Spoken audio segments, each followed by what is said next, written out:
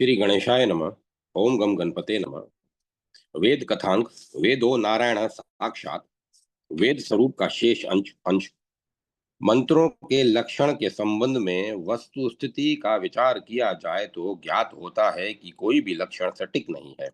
ऐसा इसलिए है कि वैदिक मंत्र नाना विध हैं। यही कारण है कि आपस्तंभा आस्तंभादि आचार्यों ने ब्राह्मण भग ब्राह्मण भाग और अर्थवाद का लक्षण करने के अनंतर कह दिया, अंत्यंत्रे अंतने मंत्र, अर्थात इनके अतिरिक्त सभी मंत्र हैं। विधि भाग मंत्रातिरिक्त वेद भाग ब्राह्मण पद से अभिहित किया जाता है। ब्राह्मण शब्द ब्रह्मन शब्द से अण प्रत्यय करने पर नपुंसक लिंग में वेद राशि के अभिधायक अर्थ में सिद्ध होता है। आचार्य जेमनी ने ब्राह्मण का लक्षण करते हुए कहा है कि मंत्र से बचे हुए भाग में ब्राह्मण शब्द का व्यवहार जानना चाहिए। आचार्य भट्ट भास्कर के अनुसार कर्म में प्रयुक्त होने वाले मंत्र के आख्यान ग्रंथ ब्राह्मण है। महामहिम माननीय विद्याधर शर्मा जी के अनुसार चारों वेदों के मंत्रों के कर्मों में विनियोजक कर्म विधायक नाना विधानादि इतिहास आख्यान बहुल ज्ञान विज्ञान पूर्ण वेद भाग ब्राह्मण है। ब्राह्मण के दो भेद हैं, विधि और अर्थवाद। आचार्य आपस्तंभ ने दोनों का भेद प्रदर्शित करते हुए कहा है, कर्म की ओर प्रेरित करने वाली विधियां ब्राह्मण हैं तथा ब्राह्मण का शेष भाग अर्थवाद है। आचार्य लोगाक्षी भास्कर के अनुसार अज्ञात अर्थ को अवबोधित कराने वाले वेद भाग को विधि कहते हैं, यथा अग्निहोत्रम इत्यादि। अर्थात स्वर्ग रूपी फल की प्राप्ति करने के लिए अग्निहोत्र करना चाहिए। यह विधि वाक्य अन्य प्रमाण से अप्राप्त स्वर्ग फल युक्त होम का विधान करता है, अतः अज्ञाता अज्ञातार्थ ज्ञापक है। आचार्य सायण ने विधि के दो भेद बतलाए हैं, अप्रवर्त प्रवर्तन विधि और अज्ञातार्थ ज्ञापन विधि। इनमें कर्म कांडगत विधियां अप्रवर्त की और प्रवर्त करने वाली है। ब्रह्मकांडगत विधियां प्रत्याशादि अन्य प्रमाणों के से अज्ञात विषय का ज्ञान कराने वाली है। यहाँ यह ध्यात्व है कि आचार्य लोगाक्षी भास्कर कर्म कांड एवं ब्रह्म कांडगत सभी विधियों को अज्ञातार्थ ज्ञापन मानते हैं, किंतु आचार्य सायण ने सूक्ष्म दृष्टि अपनाते हुए कर्म कांडगत विधियों को प्रवर्तन विधि कहा और ब्रह्म कांडगत विधियों को अज्ञातार्थ ज्ञापन विधि माना।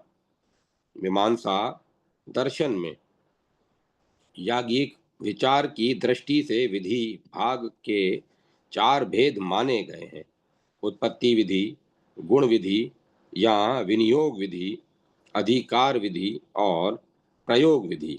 इनमें जो वाक्य यह कर्म इस प्रकार करना चाहिए एवं विध कर्म स्वरूप मात्र के अवबोधन के में प्रवर्त है, वे उत्पत्ति विधि कहे जाते हैं।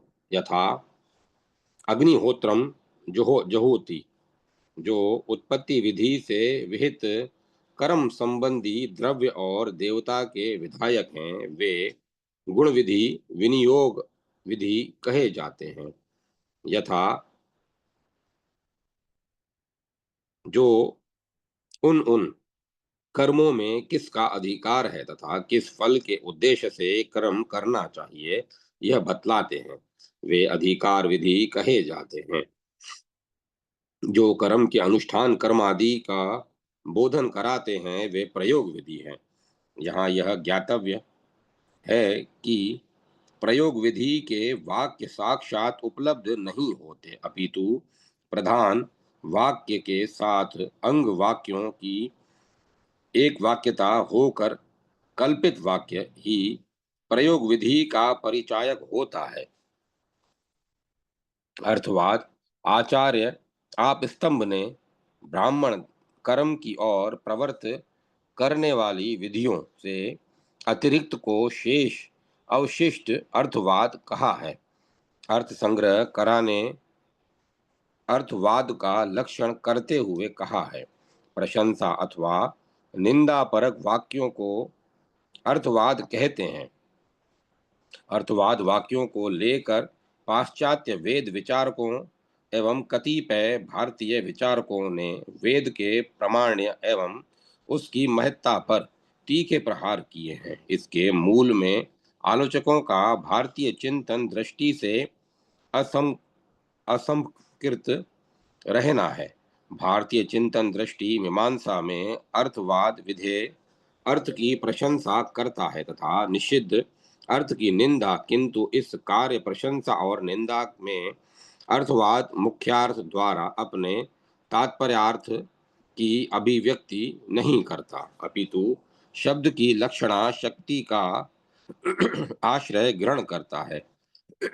यहाँ यह भी ज्ञातव्य है कि मीमांसक दृष्टि से समस्त वेद क्रियापरक हैं तथा यज्ञादि क्रियाओं द्वारा ही अभिष्ट प्राप्ति एवं अनिष्ट का परिहार किया जा सकता है। यतः इस विधान से वेद के अंतर्गत ही अर्थवाद भी है, अतः उनको भी क्रियापरक मानना उचित है। जैसा कि पहले कहा गया है कि अर्थवाद का प्रयोजन विधेय की प्रशंसा एवं निषिद्ध की निंदा में प्रकट होता है। विधान और निषिद्ध विधान और निषेध क्रिया का ही होता है। अतः परंपराया अर्थवाद वाक्य क्रिया याग या धर्म परक होते हैं, अतएव इनका प्रामाण्य एवं उपादेयता सर्वथा सिद्ध है। इसी बात को आचार्य जेमनी ने इन शब्दों में कहा है। 19वीं शती के पूर्वार्ध के बाद से पाश्चात्य नव्य वेदार्थ विचारकों ब्रगाइन आदि ने भारतीय चिंतन की इस दृष्टि को समझा तथा इसके आलोक में नए सिरे से वेदार्थ विचार में दृष्टि डाली। प्रशास्त्य और निंदा से संबंधित अर्थवाद वाक्य क्रमशः विधि शेष और निषेध शेष रूप से अभिहित किए गए हैं। विधि अर्थात विधायक, वाक्य शेष अर्थवाद वाक्य दोनों मिलकर एक समग्र वाक्य की रचना करते हैं जो कि विशिष्ट प्रभावोत्पादक बनता है। यह विधि वाक्य है, इसका शेष अर्थवाद वाक्य है। यहाँ वायु वायु की प्रशंसा विधि शेषात्मक अर्थवाद से ही की गई है।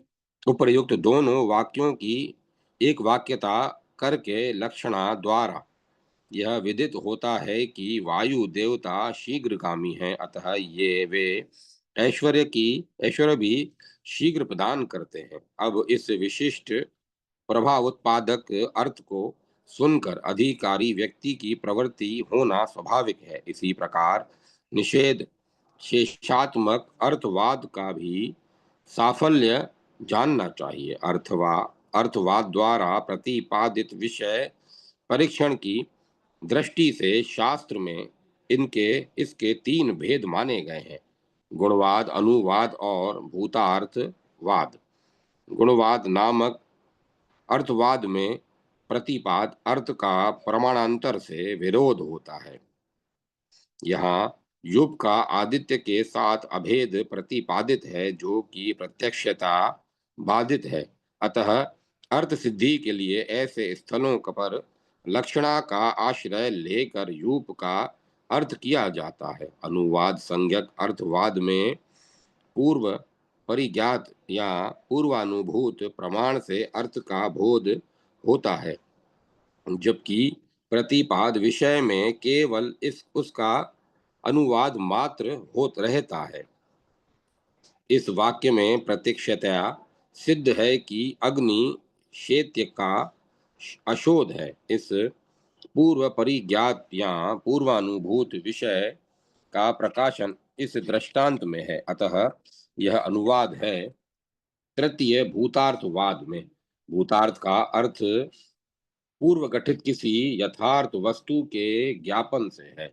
यहाँ गुणवाद अर्थवाद की भांति न तो किसी प्रमाणांतर से विरोध होता है, न ही अनुवाद अर्थवाद की भांति प्रमाणांतर धारण होता है। अतएव शास्त्र में इसका लक्षण किया गया है।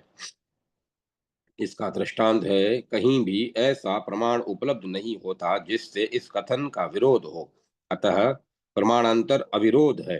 साथ ही ऐसा भी प्रमाण किया नहीं है जिससे इसका समर्थन हो। अतः प्रमाणांतरावाद धारण भी नहीं है। इस प्रकार अभय पक्ष के अभाव में यह वाक्य भूतार्थवाद का उदाहरण है। अर्थवाद भाग को आचार्य पारस्कर ने तर्क शब्द से अभिहित किया है। आचार्य कर्क ने तर्क पद की व्याख्या करते हुए कहा कि जिसके द्वारा संदिग्ध अर्थ का निश्चय किया जा सकता है वह तर्क अर्थात अर्थवाद है। इसका उदाहरण देते हुए कहा कि इस उक्ता शक्रा उपपद्घाती तेजो वे घृतम, इस वाक्य में प्राप्त अंजन तेल तथा वसा आदि द्रव्यों से भी संभव है, किंतु तेजो वे घृतम इस घृत संतावक अर्थ का अर्थवाद वाक्यों से संदेह निराकृत होकर घृत से अंजन करना यह स्थिर होता है। इस प्रकार अर्थवाद भाग महदुप कारक है। आपस्तंभ पारस्कर आदि आचार्यों ने वेद के तीन ही भाग माने हैं, विधि मंत्र और अर्थवाद। अर्थ संग्रहकार ने वेद के पांच भाग माने हैं, विधि मंत्र नामधेय निषेध और अर्थवाद। नामधेय जैसा कि संज्ञा से स्पष्ट है, नामधेय प्रकरण में कतिपय नामों से जुड़े हुए विशेष भागों की आलोचना होती है। इनमें ये चार वाक्य प्रमुख हैं। नामधेय विजयती की निवृत्ति परक पूरक विधेयार्थ का निश्चय कराता है। इस वाक्य में पशु रूप फल के लिए याग का विधान किया गया है। यह याग काव्यांतर वाक्यांतर से प्राप्त है और इस वाक्य द्वारा विहित किया जा रहा है। यदि इस वाक्य से उद्भिद शब्द हटा दिया जाए तो यह वाक्य होगा जिसका अर्थ है याज्ञेन पशुम भावयेत, किंतु इससे याग सामान्य का विधान होगा जो कि अविधेय है, क्योंकि याग विशेष का नाम अभिहित किए बिना अनुष्ठान संभव नहीं है। उद्भिदा पद द्वारा इस प्रयोजन की पूर्ति होती है। अतः उद्भिद याग का नाम हुआ तथा याग विशेष का नाम अभिहित किए बिना अनुष्ठान संभव नहीं है। उद्भिदा पद द्वारा इस प्रयोजन की पूर्ति होती है। अतः उद्भिद याग का नाम हुआ तथा याग विशेष का निर्देशक होने से विधेयार्थ परिच्छेद भी हुआ। नामधेयत्व चार कारणों से होता है। मतवर्त लक्षणा के भय से, वाक्य भेद के भय से, तत्व प्रख्याय शास्त्र से और तत्व व्यपदेश से। निषेध जो वाक्य पुरुष को किसी क्रिया को करने से निवृत्त कराता है उसे निषेध कहते हैं। शास्त्रों ने नरकादि को अनर्थ माना है। इस नरक प्राप्ति का हेतु कलंज भक्षणादि है। अतः पुरुष को ऐसे कार्यों से निषेध वाक्य निर्वित करते हैं। इस प्रकार अनर्थ उत्पन्न करने वाली क्रिया से पुरुष का निवर्तन कराना ही निषेध वाक्यों का प्रयोजन है। मंत्र ब्राह्मणात्मक विधि मंत्र नामदेह निषेधार्थवाद रूप वेद में कतिपय विचारकों ने ब्राह्मण भाग को वेद नहीं माना है। इसके इनके प्रधान तर्क हैं। ब्राह्मण ग्रंथ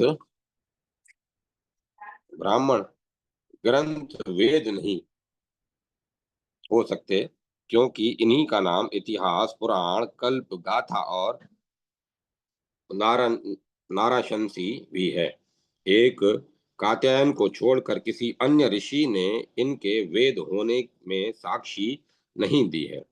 ब्राह्मण भाग को भी यदि वेद माना जाए तो पाणिनि सूत्र में छंद शब्द के ग्रहण से ही ब्राह्मणों का ही ग्रहण हो जाने से अलग से ब्राह्मण शब्द का उल्लेख करना व्यर्थ है। ब्राह्मण ग्रंथ चूंकि मंत्रों के व्याख्यान हैं, अतः ईश्वरोक्त नहीं है, अपितु महर्षि लोगों द्वारा प्रोक्त है। इसके समाधान में यह कहना अत्यंत संगत है कि ऐतरेय शतपथ आदि ब्राह्मणों को पुराण अथवा इतिहास नहीं माना जाता। रामायण महाभारत विष्णु पुराण आदि को ही इतिहास पुराण कहा जाता है। यदि पुरातन अर्थ के प्रतिपादक होने से तथा ऐतिहासिक अर्थ के प्रतिपादक होने से इनको पुराण इतिहास कहा जाएगा तो इस तरह की संज्ञा से वेद संज्ञा का कोई विरोध नहीं है। वेद संज्ञा के रहते हुए भी ब्राह्मण भाग की पुराण इतिहास संज्ञा भी हो सकती है। भारतीय दृष्टि से भूत भविष्य और वर्तमान सब कुछ वेद से ज्ञात होता है। अतः जिस प्रकार कंबु गिरिवादि से युक्त एक ही पदार्थ के घट कलश आदि अनेक नामधेय होने से कोई विरोध उपस्थित नहीं होता, उसी तरह एक ही ब्राह्मण ग्रंथ के वेद होने में और पुराण इतिहास होने में कोई विरोध नहीं है। कात्यायन को छोड़कर किसी अन्य ऋषि ने ब्राह्मण भाग के वेद होने में प्रमाण नहीं दिया है। यह कथन की भी आधार रहित है, क्योंकि भारतीय दृष्टि से किसी भी आप्त ऋषि का प्रमाण्य अव्याहृत है। फिर ऐसी बात भी नहीं कि अन्य ऋषियों ने ब्राह्मण भाग के वेदत्व को नहीं स्वीकारा है।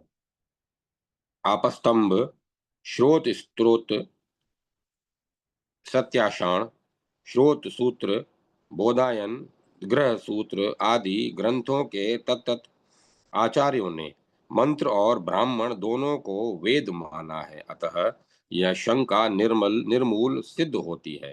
पाणिनि के छंदो ब्राह्मणी इत्यादि सूत्रों में छंद शब्द से ही ब्राह्मण का ग्रहण मानने पर ब्राह्मणयानी यह पद व्यर्थ होगा। अतः यह कथन भी तर्क संगत नहीं है। आचार्य पाणिनि ने छंदस पद से मंत्र और ब्राह्मण दोनों का ग्रहण किया है, क्योंकि छंदस इस अधिकार में जो जो आदेश प्रत्यय स्वर आदि का विधान किया गया है वे दोनों में पाए जाते हैं। जो कार्य केवल मंत्र भाग में इष्ट था, उसके लिए सूत्रों में मंत्र पद तथा जो ब्राह्मण में इष्ट था इसके उसके लिए ब्राह्मण पद दिया है।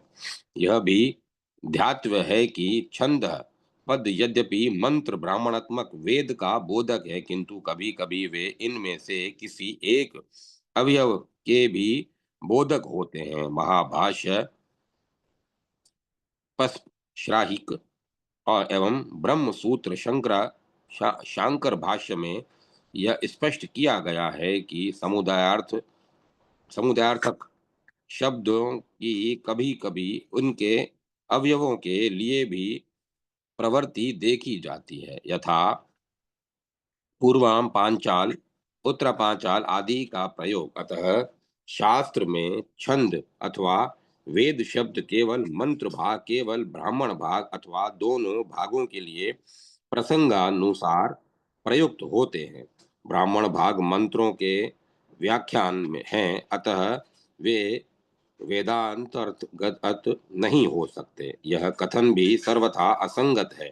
मीमांसा एवं न्याय शास्त्र में वेद के जो विषय विभाग किए गए हैं, विधि, अर्थवाद, नामधेय और निषेध, वे सभी मुख्यतया ब्राह्मण में घटित होते हैं।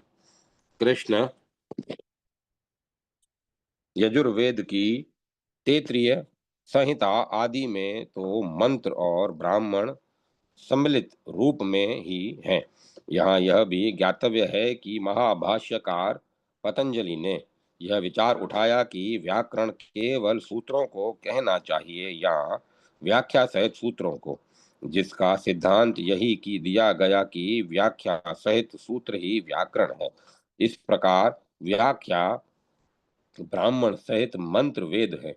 इसके अतिरिक्त ब्राह्मण भाग मात्र मंत्रों का व्याख्यान नहीं करता, अपितु यज्ञादि कर्मों की विधि, इति कर्तव्यता, स्तुति तथा ब्रह्म विद्या आदि का स्वतंत्रतया विधान करता है। अतः ब्राह्मण भाग का वेदत्व सर्वथा व्याहत है।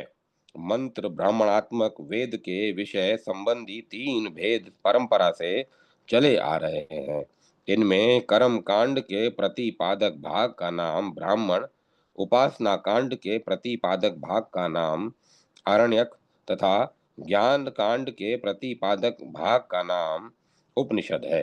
वेद का विभाजन भारतीय वाङ्मय में बतलाया गया है कि सृष्टि के प्रारंभ में ऋग्यजु साम अथर्वआत्मक वेद एकत्र संकलित था। सतयुग, त्रेता युग तथा द्वापर युग की लगभग समाप्ति तक एक रूप वेद का ही अध्ययन अध्यापन यथाक्रम चलता रहा।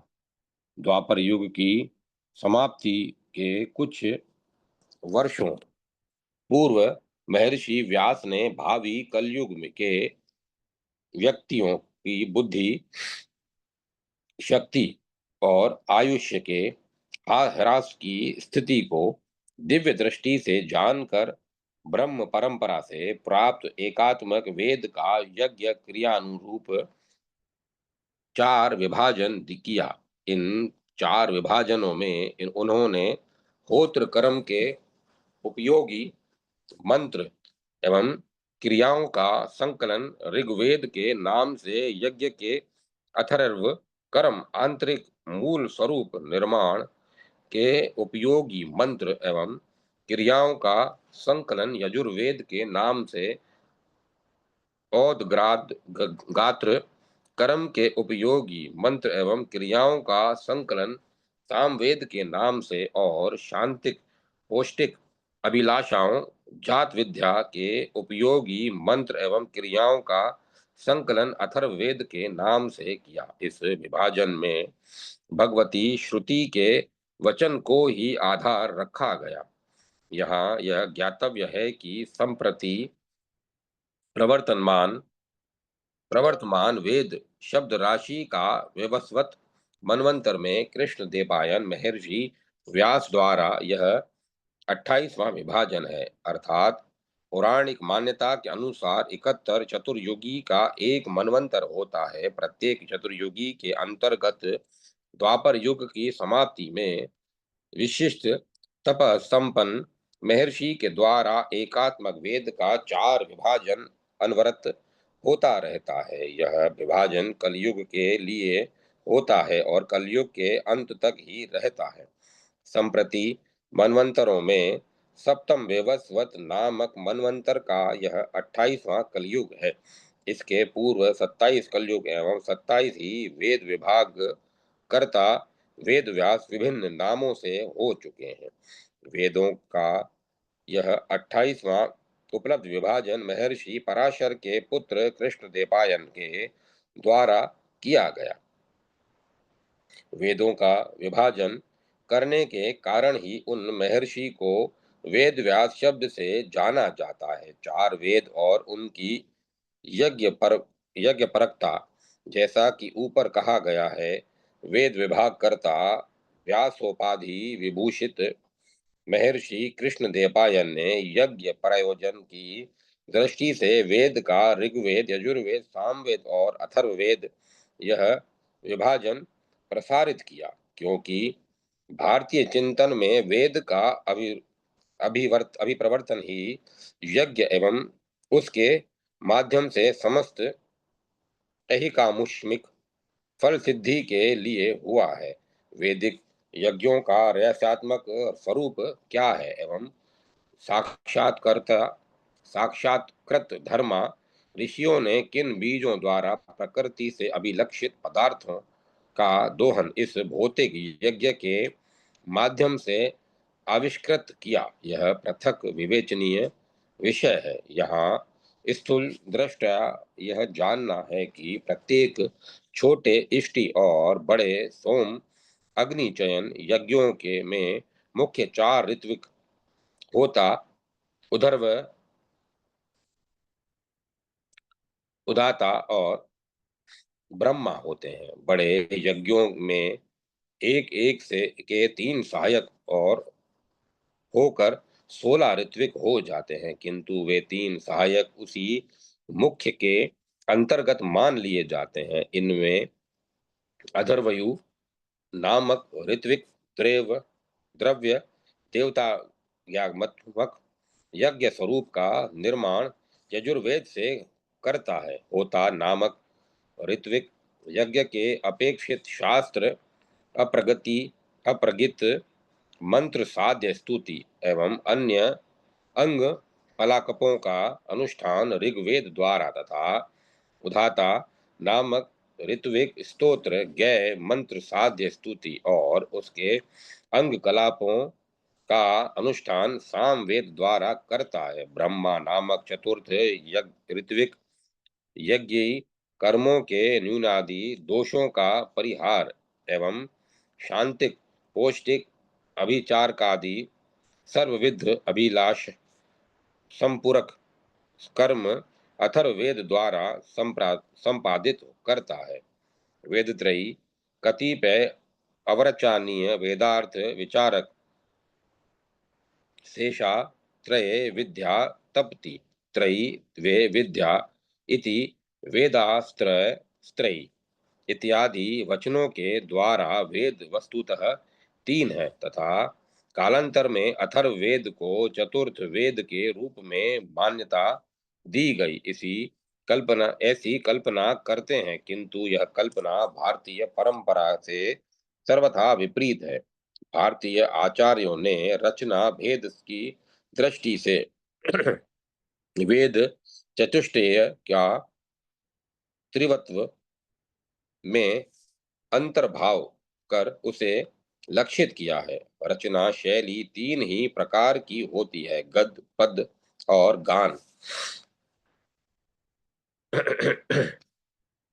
इस दृष्टि से छंद में आबद्ध पाद व्यवस्था से युक्त मंत्र ऋक कहलाते हैं।